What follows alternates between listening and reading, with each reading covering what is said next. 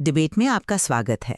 आज हम बात कर रहे हैं स्वतंत्रता के दहलीज पर खड़े भारत की अर्थव्यवस्था के बारे में, और ख़ास तौर पर लगभग 200 सालों के ब्रिटिश औपनिवेशिक शासन ने इस पर क्या असर डाला। तो उपलब्ध स्रोत सामग्री के आधार पर हम इस सवाल को दो नज़रियों से देखेंगे।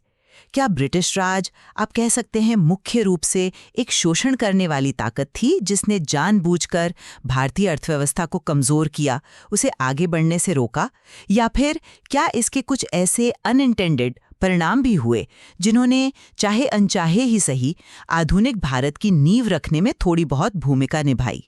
मेरा पक्ष ये रहेगा कि औपनिवेशिक नीतियां जो थीं उन्होंने भारत की आर्थिक संरचना को मौलिक रूप से नुकसान पहुंचाया और उनका मकसद सिर्फ और सिर्फ शोषण था।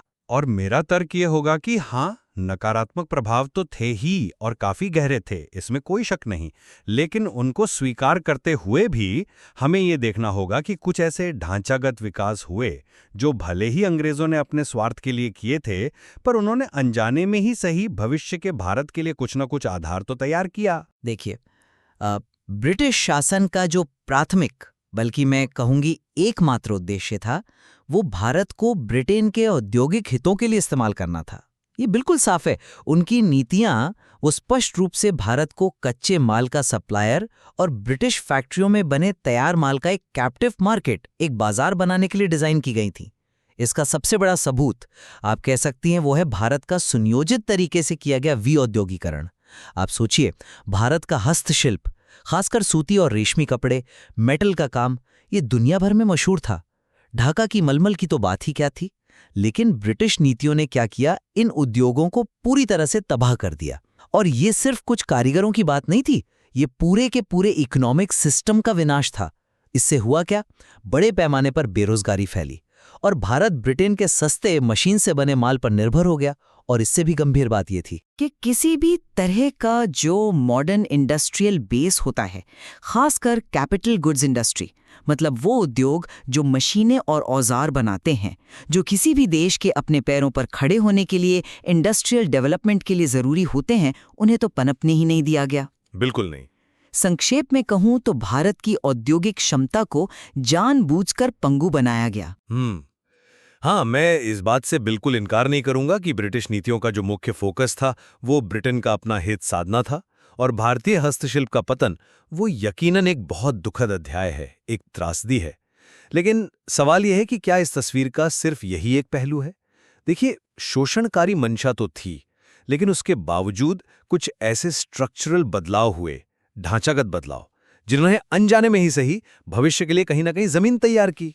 जैसे उदाहरण के लिए रेलवे को ही लीजिए। शुरुआत हुई 1850 में।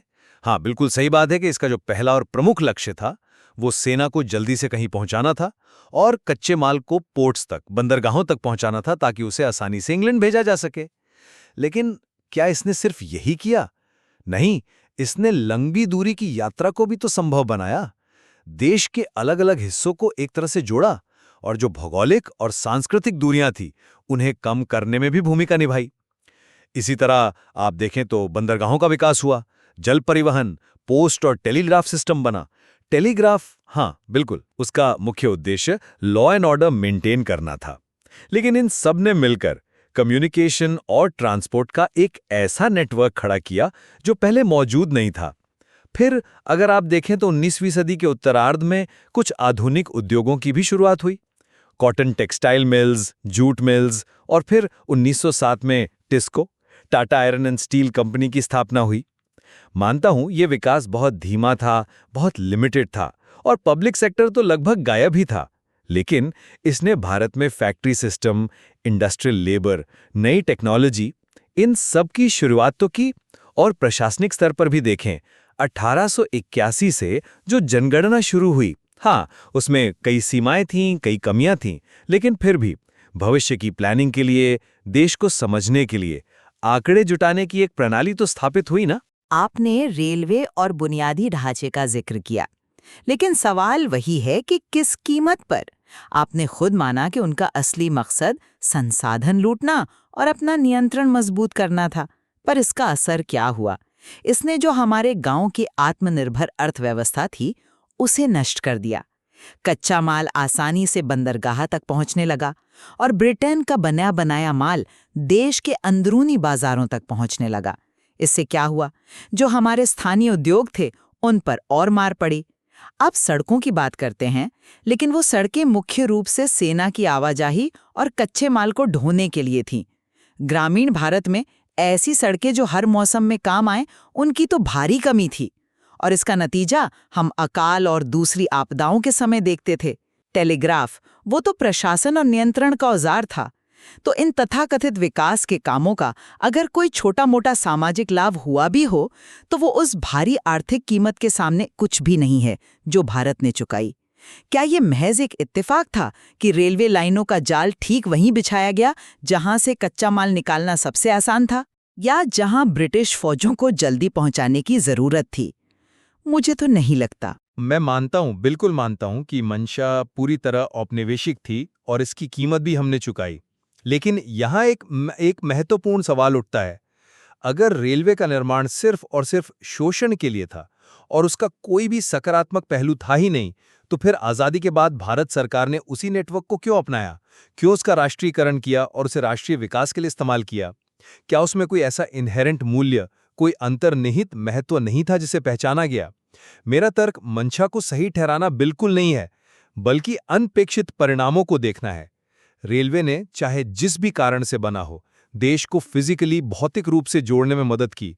लोगों ने पहली बार बड़े पैमाने पर देश के दूसरे हिस्सों की यात्रा की। यही बात आप बंदरगाहों और संचार प्रणालियों पर भी लागू कर सकते हैं। हाँ, वो औपनिवेशिक हितों के लिए बने थे, लेकिन उन्होंने भविष्य के आर्थिक विकास और प्रशासन के लिए एक रेडीमेड ढांचा तो प्रदान किया ना। डाक सेवाएं, हाँ, अपर्याप्त थीं, लेकिन एक जरूरत तो पूरी कर ही रही थीं। सवाल यह है कि क्या इन ढांचों के बिना आजाद भारत का एकीकरण और विकास इतना आसान होता? शायद नहीं। शायद आसान नहीं होता, लेकिन ये तर्क उस विनाश की भरपाई कैसे कर सकता है जो औद्योगिकरण के क्षेत्र में हुआ? आपने आधुनिक उद्योगों की धीमी शुरुआत का जिक्र किया, पर क्या ये उस सिस्टमैटिक डी इंडस्ट्रियलाइजेशन का जवाब हो सकता है जिसने हमारे विश्व स्तरीय हस्तशिल्प को खत्म करके लाखों लोगों को बेरोजगार कर दिया? ये जो आधुनिक उद्योग का विकास था, वो न केवल धीमा था, बल्कि बहुत ही असंतुलित, इम्बैलेंस्ड था। ये मुख्य रूप से कॉटन और जूट टेक्सटाइल तक ही सीमित रहा। सूती मिलें ज्यादातर भारतीयों के हाथ में थीं और पश्चिम भारत जैसे महाराष्ट्र और गुजरात में केंद्रित थीं, जबकि जूट मिलें वो ज्यादातर विदेशियों के नियंत्रण में थीं और बंगाल में थी। लेकिन सबसे अहम बात जिसे नजरअंदाज नहीं किया जा सकता, वो है कैपिटल गुड्स इंडस्ट्री, पूंजीगत वस्तुओं के उद्योग का लगभग पूरी तरह से गायब होना। बिना मशीन बनाने वाले उद्योगों के कोई भी देश आत्मनिर्भर औद्योगिक शक्ति कैसे बन सकता है? और इसे जानबूझकर रोका गया ताकि भारत हमेशा ब्रिटेन पर निर्भर रहे। पब्लिक सेक्टर, सार्वजनिक क्षेत्र की भूमिका तो बिल्कुल न के बराबर थी। रेलवे, थोड़ी बहुत बिजली, कम्युनिकेशन, पोर्ट्स, बस। जो हमारा सकल घरेलू उत्पाद था, जीडीपी, उसमें इस नए औद्योगिक क्षेत्र का योगदान बहुत ही मामूली था। तो ये कैसा विकास था जो हमारे पारंपरिक उद्योगों के इतने बड़े विनाश के सामने कहीं टिकता ही नहीं था? हस्तशिल्प का पतन, हाँ, वो वाकई विनाशकारी था, मैं मानता हूं। और आधुनिक औद्योगिक विकास की धीमी गति, उसका असंतुलन और पूंजीगत उद्योगों की कमी, ये भी हकीकत है। सार्वजनिक क्षेत्र की सीमित भूमिका भी सच है, लेकिन मेरा तर्क ये नहीं है कि ये विकास काफी था या न्यायसंगत था। मेरा पॉइंट सिर्फ इतना है कि एक शुरुआत हुई। टिस्को जैसी कंपनियों की स्थापना, भले ही वो प्राइवेट सेक्टर में हुई, या सूती और जूट मिलों का लगना, इसने भारत में इंडस्ट्रियल एज औद्योगिक युग का दरवाजा खोला। चाहे वो कितना ही छोटा क्यों ना रहा हो, इसने फैक्ट्री सिस्टम लाया, इंडस्ट्रियल लेबर के नियम आए, मैनेजमेंट की नई तकनीकें आई, इन सब की एक तरह से नींव रखी। ये भविष्य के औद्योगिकरण के लिए एक शुरुआती बिंदु तो था जिस पर स्वतंत्र भारत ने आगे काम किया। ऐसा नहीं था कि बिल्कुल शून्य से शुरुआत करनी पड़ी। हाँ, ये नींव बहुत कमजोर थी, बहुत विकृत थी, उसे सुधारना पड़ा, लेकिन वो शून्य नहीं थी। चलिए, ठीक है। अब उस क्षेत्र की बात करते हैं जिस पर देश की लगभग 85% आबादी निर्भर थी, यानी कृषि, एग्रीकल्चर। यहाँ तो स्थिति और भी भयावह थी, कहना पड़ेगा। ब्रिटिश राज में कृषि क्षेत्र में लगातार एक ठहराव बना रहा, बल्कि कई बार तो गिरावट भी दर्ज की गई। इसकी जड़ें कहाँ थीं? वो थीं औपनिवेशिक भू राजस्व प्रणालियों में। खासकर जमींदारी व्यवस्था जो बंगाल प्रेसिडेंसी जैसे बड़े इलाकों में लागू थी। इसमें क्या था, जमीन का मालिक किसान नहीं था, जमींदार था, और जमींदार का काम सिर्फ लगान वसूलना। उसे खेती को सुधारने में कोई रुचि नहीं थी, क्योंकि मुनाफा तो उसे वैसे भी मिलना ही था। किसानों के पास न तो साधन थे, न कोई प्रोत्साहन कि वो जमीन में कुछ इन्वेस्ट करें। ऊपर से सरकार ने भी तकनीक में, सिंचाई में या उर्वरकों में कोई खास निवेश नहीं किया। नतीजा क्या हुआ? प्रोडक्टिविटी, उत्पादकता बेहद कम रही और किसान कर्ज और गरीबी के एक दुष्चक्र में फंसते चले गए। कृषि लगातार पिछड़ती चली गई। हाँ, कृषि क्षेत्र की जो दयनीय हालत थी और जमींदारी जैसी जो शोषणकारी प्रणालियां थी, उनके नकारात्मक प्रभाव से मैं पूरी तरह सहमत हूं। तकनीक और निवेश का अभाव ये भी एक कड़वी सच्चाई है। किसानों के पास सुधार के लिए न तो रिसोर्सेज थे, न ही कोई मोटिवेशन, कोई प्रेरणा। लेकिन यहां भी क्या हम कृषि के वाणिज्यीकरण, कमर्शियलाइजेशन ऑफ एग्रीकल्चर के पहलू को पूरी तरह अनदेखा कर सकते हैं? हाँ, ये बिल्कुल सच है कि किसानों को अक्सर अपनी खाद्य फसलों की जगह नकदी फसलें जैसे कपास, जूट, नील उगाने के लिए मजबूर किया जाता था। क्यों? क्योंकि इनकी जरूरत ब्रिटिश उद्योगों को थी और इससे यकीनन खाद्य सुरक्षा पर भी असर पड़ा होगा। लेकिन क्या इस प्रक्रिया ने, चाहे वो कितनी भी अनैच्छिक, कितनी भी मजबूरी में क्यों न हुई हो, भारतीय कृषि को पहली बार बड़े पैमाने पर ग्लोबल मार्केट, वैश्विक बाजारों से नहीं जोड़ा? कुछ हद तक सिंचाई सुविधाओं का विस्तार भी हुआ। हालांकि मैं मानता हूं कि वो जरूरत के मुकाबले बहुत ही कम था। पर सवाल ये है कि क्या इस जुड़ाव ने, भले ही वो शोषणकारी शर्तों पर था, भविष्य के लिए कोई भी संभावना नहीं बनाई? मुझे इस तर्क में खास वजन नजर नहीं आता। किसानों के लिए ये वाणिज्यीकरण फायदेमंद था, ऐसा कहना बहुत मुश्किल है। वो अपनी मर्जी से नहीं, बल्कि मजबूरी में नकदी फसलें उगा रहे थे। और उनका फायदा किसको मिल रहा था? ब्रिटिश उद्योगों को। खाद्य फसलों का उत्पादन कम हुआ तो उनकी अपनी फूड सिक्योरिटी, खाद्य सुरक्षा ही खतरे में पड़ गई। और ये वैश्विक बाजारों से कैसा जुड़ाव था? ये तो एक वन वे स्ट्रीट थी, एक तरफा रास्ता था, जिसका पूरा नियंत्रण ब्रिटेन के हाथ में था और जो सिर्फ उनके हितों को साधता था। और इसी से जुड़ा हुआ है विदेश व्यापार और धन की निकासी का मुद्दा, ड्रेन ऑफ वेल्थ। औपनिवेशिक शासन ने भारत की जो ट्रेड स्ट्रक्चर थी, व्यापार संरचना, उसे पूरी तरह बदल दिया। भारत क्या बन गया? कच्चे माल जैसे रेशम, कपास, ऊन, चीनी, नील, जूट, इनका एक्सपोर्टर, निर्यातक, और ब्रिटेन में बनी फिनिश्ड गुड्स, तैयार उपभोक्ता वस्तुओं जैसे कपड़े, हल्की मशीनें का इंपोर्टर, आयातक।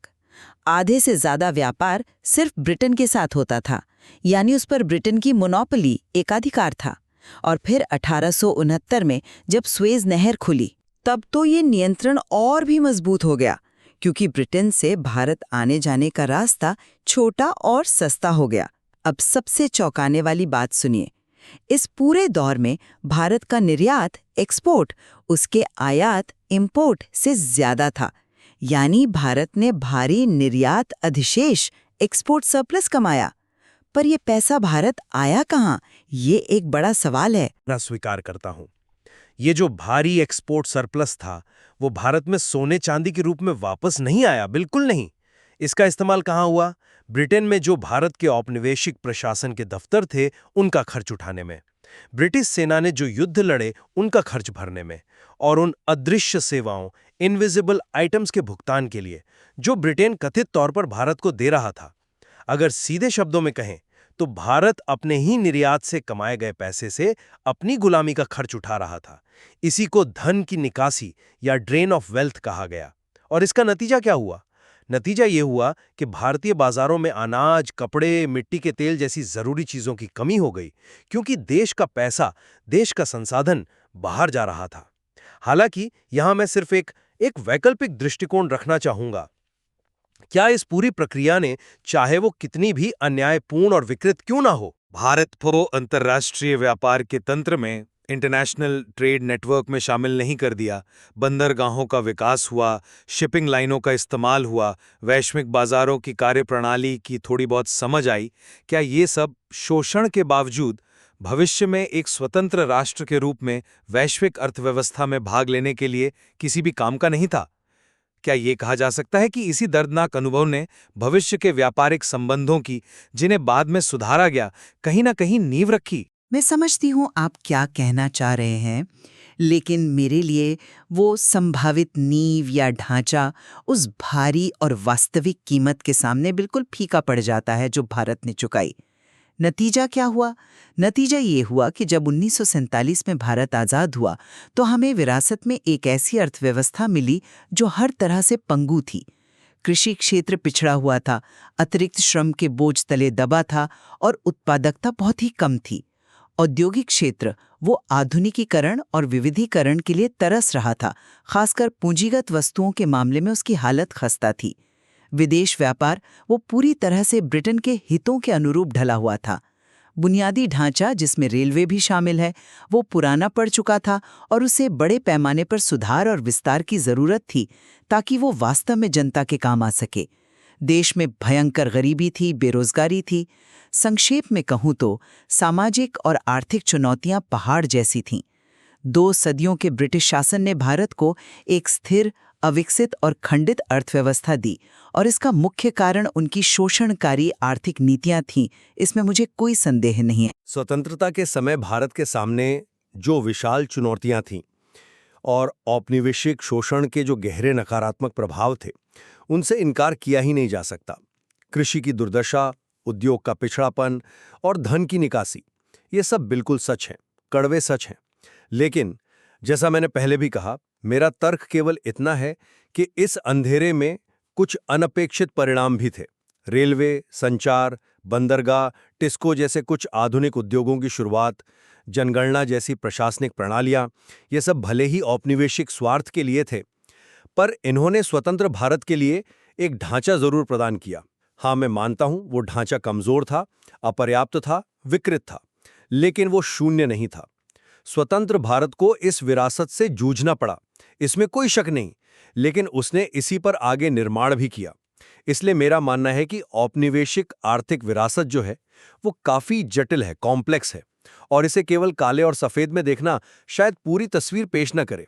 यह निश्चित रूप से एक जटिल विरासत है और इसके प्रभावों का मूल्यांकन करते समय जाहिर है दोनों पक्षों को सुनना और समझना जरूरी है। हमारी आज की चर्चा से ये साफ है कि इस मुद्दे पर अलग-अलग व्याख्याएं संभव हैं और कुछ बुनियादी असहमतियां बनी हुई हैं। बिल्कुल, और 1947 में भारत जिन गंभीर सामाजिक और आर्थिक चुनौतियों का सामना कर रहा था, उनकी गहराई को समझने के लिए जो हमारे पास स्रोत सामग्री है, उसका और बारीकी से अध्ययन करने की जरूरत है। यह दिखाता है कि इतिहास की व्याख्या कितनी बहुस्तरीय हो सकती है और एक ही तथ्य को कितने अलग-अलग दृष्टिकोणों से देखा जा सकता है।